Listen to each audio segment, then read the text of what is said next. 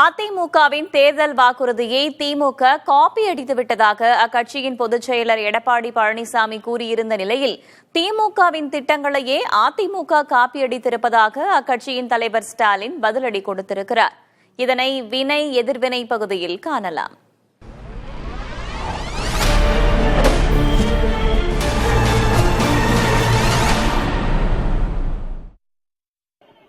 அதிமுக அண்மையில நாங்க ஆட்சிக்கு வந்தா என்னென்ன திட்டத்தை நிறைவேற்றணும் அறிவிப்பு கொடுத்தோம்.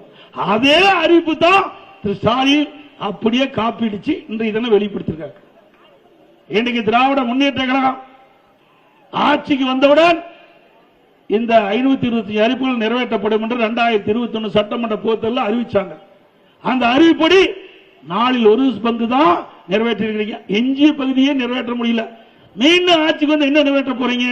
அவரு நம்ம தேர்தல் அறிக்கையை பார்த்து புலம்ப தொடங்கி இருக்கிறார். அது எந்த மாதிரி புலம்பல் தெரியுமா? நம்ம திட்டங்களான மகளிர் உரிமை தொகை, கனவு இல்லம், விடியல் பயணம் போன்ற திராவிட மாடல் திட்டங்களை காப்பியடிச்சு அதிமுக தேர்தல் அறிக்கையில வெளியிட்ட அவரு நம்முடைய தேர்தல் அறிக்கையை பார்த்து காப்பியடிச்சிட்டோம்னு புலம்புறார். அவருடைய உடல்களே ஹைலைட் எது தெரியுமா? எப்படி உங்களுடைய திட்டங்களை நிறைவேற்றுவீங்க அப்படின்னு கேட்டா வரியை உயர்த்தி நிறைவேற்றணும்னு சொல்றார்.